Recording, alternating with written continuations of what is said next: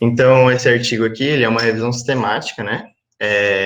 Meta-análise com dose e resposta de estudos prospectivos cohorts. Então, vão ser estudos observacionais. Eles vão analisar a quantidade de proteína da dieta dos indivíduos, esses estudos, e aí eles vão ver um desfecho a partir do tempo. Então, não é uma intervenção, não tem um controle sobre isso. Então, já é algo interessante para a gente ver, para a gente entender melhor o artigo. O que ele analisa? Ele analisa o consumo dietético total, animal e de plantas, né? Proteína vegetal. De proteína total, animal e de plantas. E o desfecho, um risco de todas as causas, ou de cardiovasculares, ou de câncer, a mortalidade por todas as causas, ou cardiovascular ou de câncer. E ele foi publicado em 2020, em julho, né? Dia 22 de julho de 2020, como mostrado aqui. Ele foi publicado pela BMJ, pelo Nagish et al. Então, ele começa introduzindo sobre as maiores causas de mortalidade atualmente, que são a doença cardiovascular e o câncer, que em 2016 contribuiu para 26,9 milhões de mortes no mundo inteiro. E não se sabe muito bem se a composição de macronutrientes está relacionada à longevidade, não tem um martelo batido afirmando isso. Mas, ultimamente, há um aumento da proteína nas dietas, por diversos motivos. Então, o aumento da proteína nas dietas está relacionado à perda de peso, preservação da massa muscular e aumento de força, que a população em geral está consumindo mais, associando a proteína a ser saudável, ao emagrecimento. E aí, também é visto que melhora a glicose e a pressão sanguínea. E o aumento das proteínas vegetais, principalmente, diminuem os lipídios sanguíneos, sem a mudança no HDL e colesterol, e o risco cardiovascular. Eles trazem uma outra meta-análise, né, que é até interessante de ser lida, falando sobre a soja. Então, tem muitos mitos sobre a soja, tem diversos vieses que as pessoas dizem que vai aumentar os hormônios femininos, vão dar peitinho para homens, entre outros. Então, esse estudo, ele traz análise sobre a soja, as isoflavonas e a proteína de soja, né, a proteína previnda da soja. E a relação com mortalidade e câncer, que nem esse estudo, só que voltado somente para a soja. E aí um aumento de 5 gramas de proteína da soja por dia diminui em 12% o risco de câncer de mama. E aí, mas não tinha relação com mortalidade por todas as causas de doenças cardiovasculares. Isso pensando na proteína em si, da soja. Mas aí, quando você via o consumo da soja e das isoflavonas, né, aí tinha um desfecho diferente. Mas falando apenas da proteína, que é o relacionado a esse estudo, né, que eu estou apresentando, não tinha relação com mortalidade por todas as causas, mas sim pelo câncer de mama. E aí, o objetivo desse estudo, então, é resumir a associação entre a ingestão da proteína dietética e risco de mortalidade por todas as causas, doenças cardiovasculares e câncer. E aí, os métodos feitos, como uma revisão sistemática, foram seguiu o protocolo de PRISMA, que é o protocolo para as revisões sistemáticas, né? E usando as bases de dados, 3 bases de dados, então PubMed, Web of Science e Scopus, interessante a gente saber para ver o quanto ele ampliou as pesquisas dele para encontrar artigos. E os artigos eles foram pesquisados até o dia 31 de dezembro de 2019. Checando as referências dos artigos lidos na íntegra, também foram procurado mais referências, né? Então, tinha a seleção, e aí os artigos que já estavam selecionados para leitura total, era lido também as referências para ver se tinha alguma leitura cinzenta ali, para que pudesse ser entregue e incluído nessa revisão, e não tinha limitação alguma de linguagens.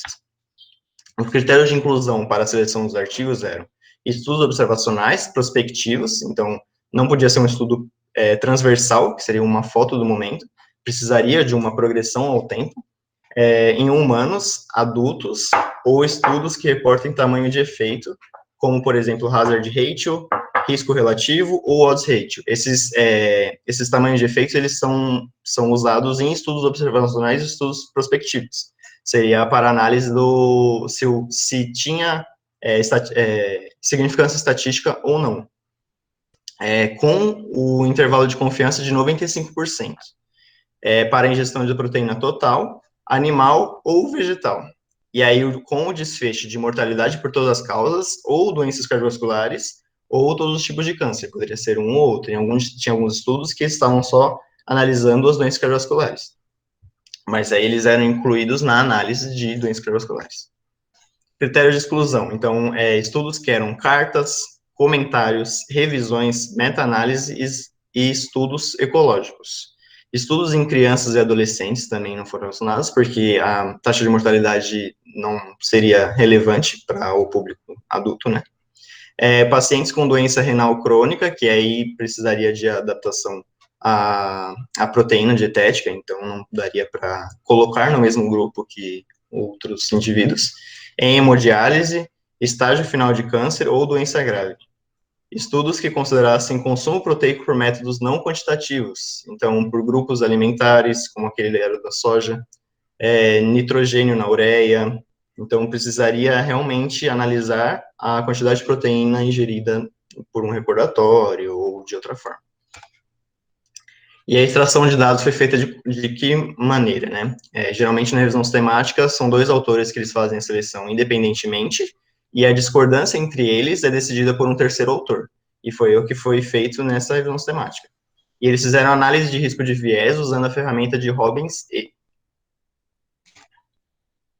A análise estatística usada foi o odds ratio, risco relativo, hazard ratio, com intervalo de confiança de 95%. Tinha um cálculo de heterogeneidade dos estudos para análise de subgrupos futuramente, né, para ver se tirando um artigo tentando diminuir a heterogeneidade, então para os estudos ficarem mais próximos, se isso mudava a significância do resultado. Então, a heterogeneidade foi feita pelo QI estatístico e pelo I ao quadrado. Quando o I ao quadrado era maior do que 50%, era uma heterogeneidade significante. E aí, quando identificada, tinha análise de subgrupos, que eu vou falar nos resultados melhor.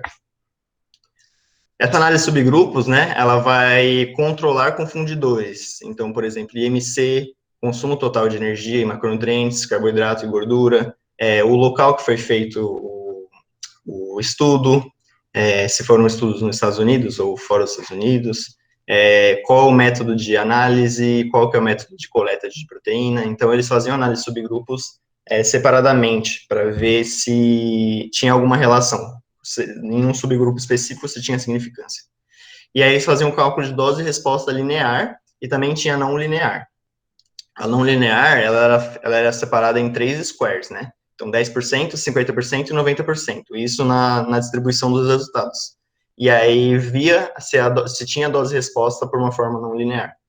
E aí, a dose-resposta linear, eles faziam um adicional de 3% de energia provinda de proteína e viam se isso tinha alguma relação com a mortalidade. E aí, o P menor que 0,05 foi considerado como estatística significante. Então, eles encontraram 18.683 artigos no total, nas 3 bases de dados, sendo que 6.453 eram duplicatas. Então, eles estavam eles se repetiam nas bases de dados. 12.173 eram irrelevantes, então eles não atendiam os critérios de inclusão e exclusão. E aí, 57 artigos passaram para a etapa de leitura na íntegra para ver se eles correspondiam aos critérios de elegibilidade. Na leitura na íntegra, 25 artigos foram excluídos por diversos motivos, sobrando 32 artigos para a revisão sistemática, e usando 31 desses artigos para a meta-análise. Então, um artigo não foi incluído para a análise estatística, que seria a meta-análise. E a revisão sistemática, então foram 32 papers, né, sendo que 22 eles analisaram mortalidade por todas as causas, 17 doenças cardiovasculares e 14 cânceres. Então, 32 papers de 26 analisaram proteína total, 16 analisaram proteína animal e 18 analisaram proteína vegetal. Então, podendo um artigo analisar os 3. Então, por isso que somando os 3, o número ainda é maior. E aí, qual que é a caracterização dos estudos, né? Então, o número de participantes ele variou muito, de 288 em um estudo para 135.335 em outro estudo. A idade também variando de 19 a 101 anos, e o total de participantes, somando os artigos, era 715.128. O follow-up, né, do estudo prospectivo, ele variava de 3,5 a 32 anos. E a morte por todas as causas que foram relacionadas no total desses estudos foi 113.039, por doenças cardiovasculares, 16.429, por cânceres, 22.303.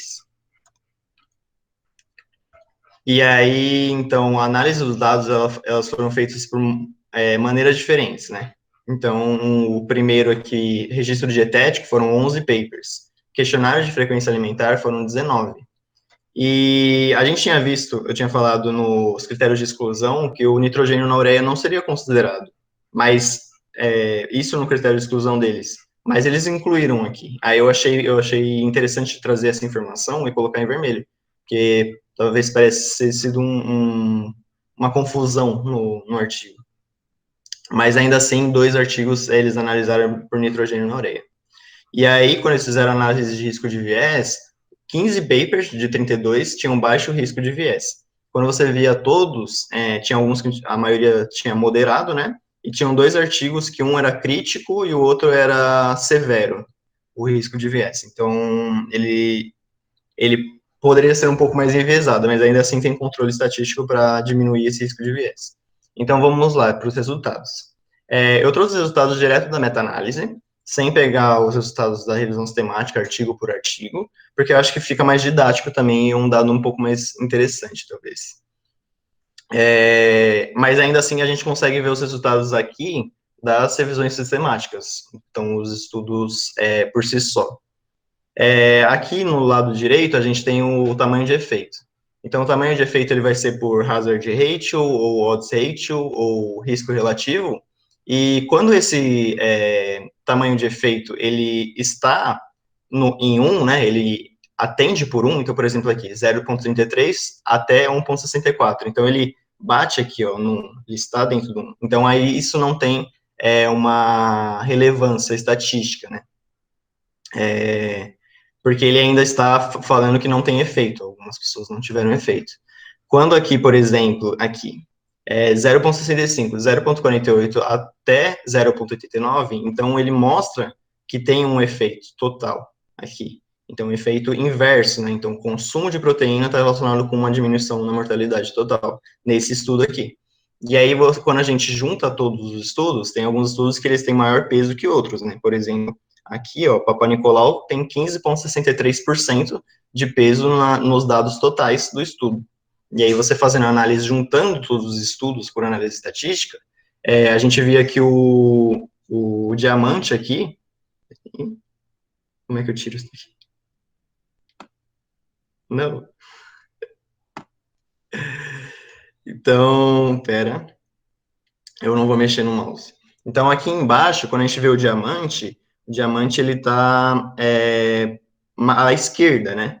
E ele tá atendendo aqui, ó, 0,94 a 0,89 até 0,99. Então, ele está mostrando que tem uma significância estatística do consumo de proteína total e a morte por todas as causas, mortalidade por todas as causas.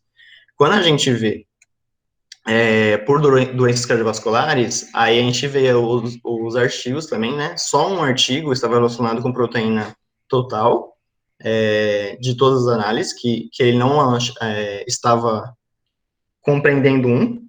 E aí, quando a gente vê a análise total, né? O subtotal, é interessante mostrar, gente, aqui, o subtotal, tem aqui o risco de heterogeneidade dos estudos. Então, ele está menor do que 50%, então não tem risco de heterogeneidade. Aqui, então, ele não atendia, então não tinha relação com proteína total e doenças cardiovasculares. Quando a gente via proteína total e câncer, a gente via que nenhum artigo mostrou que calma, que tinha alguma significância estatística, porque todos eles atendiam a 1. E aí, quando a gente vê a pirâmide aqui, Ele também é aqui, ó, 0,98, de 0,92 a 1,05. Então, a proteína total ela só estava relacionada à mortalidade por todas as causas. Então, consumir maior quantidade de proteína está relacionado com menor mortalidade. E aí, quando a gente vai ver a análise da proteína animal. A proteína animal, aqui, vamos direto para o subtotal, né? Ele tinha um risco de heterogeneidade, não chegou a 50%, mas estava próximo, né?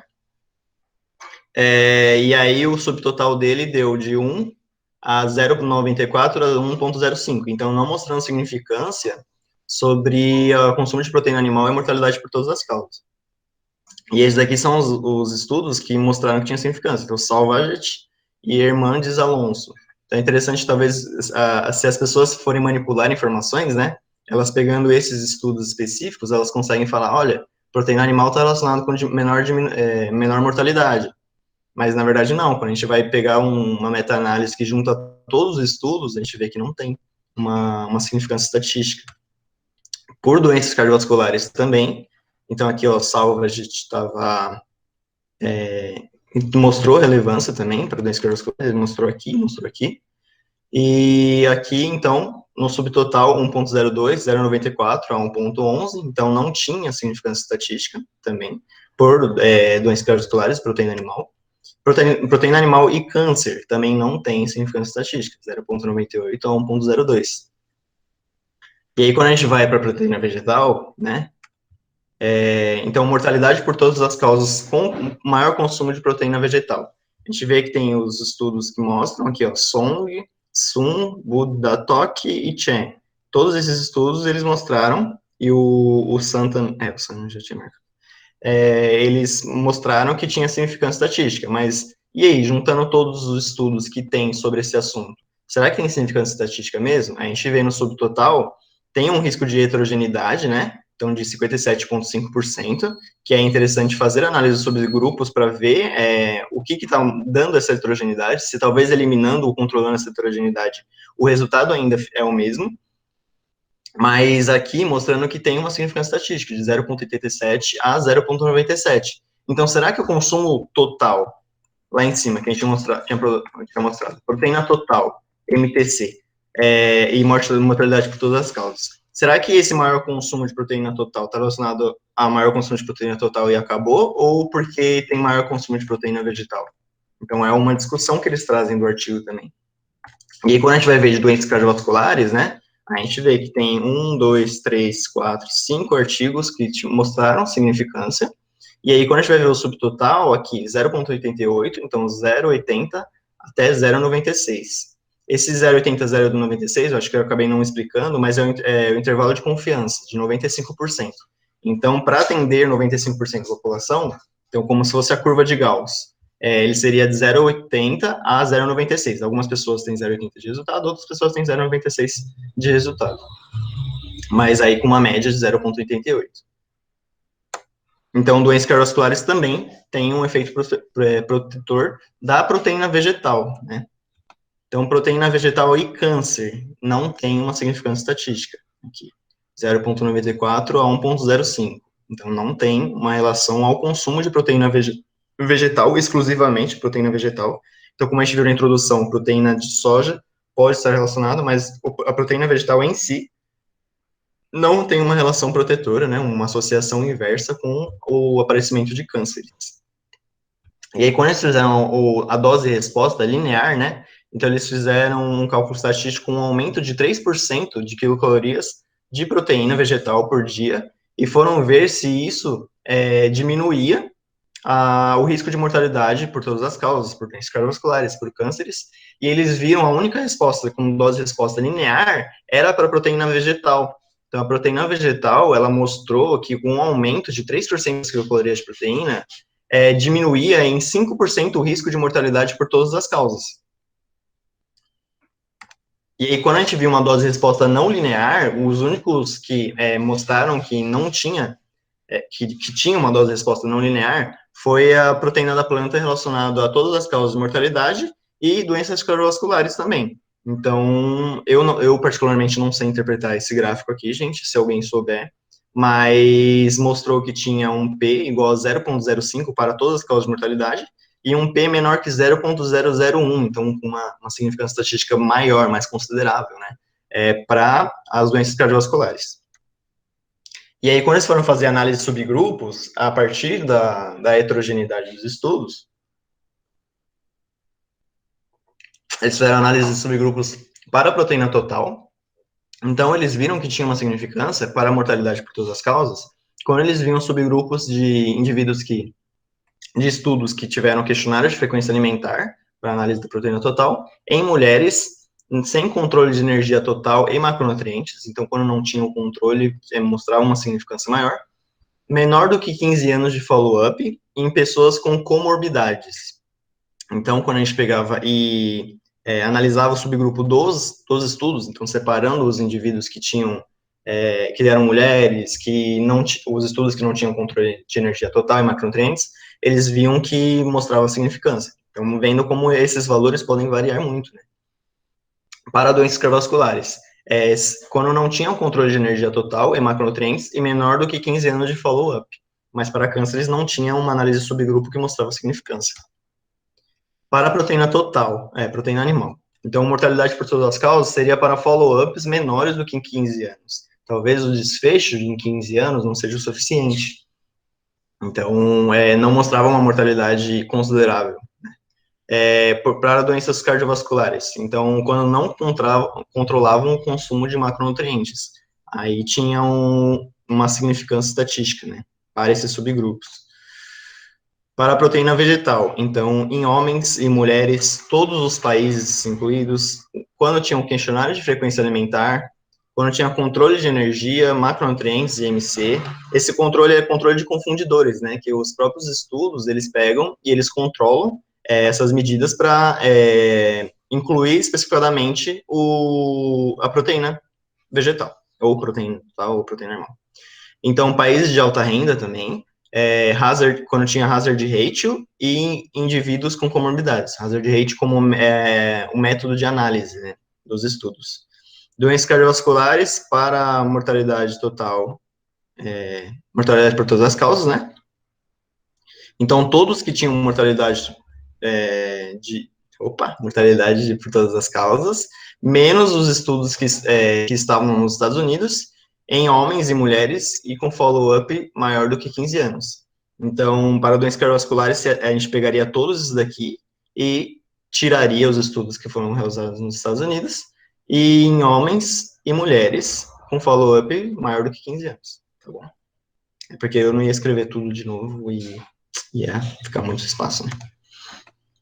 E aí uma análise sensitiva, né? Então, excluindo quais estudos a gente poderia melhorar a significância, né, dessa revisão sistemática. Talvez esses estudos eles deem uma heterogeneidade maior. Então, a exclusão dos estudos Song et al., Urihara, Budhatok e Sun et al., excluindo eles, aumentaram a associação inversa do consumo de proteína vegetal e doenças cardiovasculares. Então, tirando eles e analisando os outros estudos por uma meta-análise, a associação, o tamanho de efeito ficou maior para a proteína vegetal. E quais mecanismos que eles podem justificar esses resultados, né? Aí a gente já entra para a discussão. Então, como a proteína vegetal ela faz parte da proteína total, talvez o efeito da proteína total que a gente encontrou para a mortalidade por todas as causas esteja relacionado ao consumo da proteína vegetal, e não em si uma proteína total. Não se sabe bem o porquê desse efeito protetor, mas há algumas hipóteses, né? Então, a proteína vegetal, ela está relacionada com uma menor pressão arterial, uma menor circunferência de cintura, menor peso corporal e composição corporal, né? Melhor composição corporal, menores níveis de colesterol, consequentemente, menores riscos de doença cardiovascular e diabetes tipo 2. Enquanto na proteína animal, a gente vê níveis elevados de IGF-1, que estão relacionados com câncer. E a gente também vê casos de hipercolesterolemia, então níveis de colesterol altos. E aí o maior consumo proteico, o que eles podem concluir dentro de tudo isso, né, dentro desses achados? Então, o maior consumo proteico está relacionado com menor risco de mortalidade por todas as causas. Ok, mas qual o consumo proteico? Não sabemos ainda, precisaria de uma análise mais robusta, talvez outros estudos, mas a hipótese seria que esse consumo proteico precisaria provir de proteínas vegetais também, porque o consumo de proteína animal não teve relação alguma. Então, o maior consumo de proteínas vegetais está relacionado com menor risco de mortalidade por todas as causas e doenças cardiovasculares, e um aumento de 3% das calorias dessas proteínas vegetais está relacionado com menos 5% da mortalidade por todas as causas. E os achados suportam, então, recomendações para um maior consumo de proteína vegetal para a população, pensando em questões de saúde e de longevidade. Muito obrigado pela atenção e tenham um ótimo sábado para vocês. Leandro nos apresentou, né, um trabalho, um review, né, e ele, na verdade, colocou de novo, trouxe para nós un estilo de publicaciones más antiguas, décadas atrás, no sentido de que a abordagem da questão nutricional sobre a saúde, né, passou por três grandes etapas, né? Primeiro a relação de micro e macronutrientes, que foi o primeiro enfoque na década de 70 e 80, né? Vendo a associação de gorduras, né? E com gorduras totais e gorduras saturadas com doenças cardiovasculares, né? Então, isso foi a primeira grande abordagem, né? Mas depois se percebeu, né, de que, obviamente, nós não consumimos nutrientes. No dia a dia não consumimos nutrientes, nosotros não consumimos alimentos, né? Os alimentos, nele têm diversos micronutrientes. Então, a segunda fase, né, da abordagem da relação da nutrição, então já veio pelos alimentos, né? A carne, os vegetais, etcétera, etcétera. E mais recentemente a gente percebeu que a gente não come um alimento, a gente não come arroz o dia todo ou carne o dia todo, senão é um conjunto, né? Um conjunto de alimentos, né? E aí já veio a abordagem, né, dos padrões alimentares, né? Padrão vegetariano, ocidental, mediterrâneo, DASH, paleolítico, South Beach, etcétera, etcétera, né? Então, dentro disso, o Leandro, né, nos traz, né, do passado, um trabalho, né, e que me chama a atenção, e eu queria, Leandro, de repente anota o que vou comentar alguns pontualmente, né? Em primeiro lugar, este trabalho tem um grande mérito, porque os autores, né, são autores de dois países, Irã e os Estados Unidos, né, que no mundo moderno, né, eles estão em conflito, né? Estão em conflito político, né? E ver trabalhar dos americanos com iraníes em um trabalho publicado nesta revista, isso já é uma coisa para tirar o chapéu. Ainda na declaração de conflito de interesse, nenhum declara, ou seja, é um trabalho até com apoio, né? De um hospital iraní, né? Primeiro autor até membro de um centro de estudantes. Eu até pensei que se de repente ele era um estudante, um acadêmico, mas acho que não, acho que ele, porque ele tem dois vínculos, né? Acho que ele trabalha em um centro de estudantes, né? Mas assim, acho que não sei acadêmico. Mas o primeiro mérito é essa questão, né? A realização desse trabalho, né? O outro pontual é o volume, né? O volume que eles conseguem, né? O volume de pessoas, né? Investigadas, né? É um volume impressionante, né? Porque a partir daí, né, as tuas conclusões, né, tem peso, né? Tem muito mais peso, né? E o segundo ponto, Leandro, que queria te colocar é com respeito aos resultados de mortalidade observadas, né? Foi maior câncer que doença cardiovascular, certo? No trabalho está, né, que observaram mais mortes nesse período por câncer que doença cardiovascular. Mas, onde eu sei, né, normalmente a doença cardiovascular está acima que o câncer. Tá? Então, isto é uma coisa, digamos, um achado não esperado, digamos assim. Então, esses estudos que analisaram a mortalidade por todas as causas, alguns não mostraram estratificado qual foi a mortalidade. Talvez, se tivesse estratificado, o número de indivíduos com mortalidade por doenças cardiovasculares pudesse ser maior.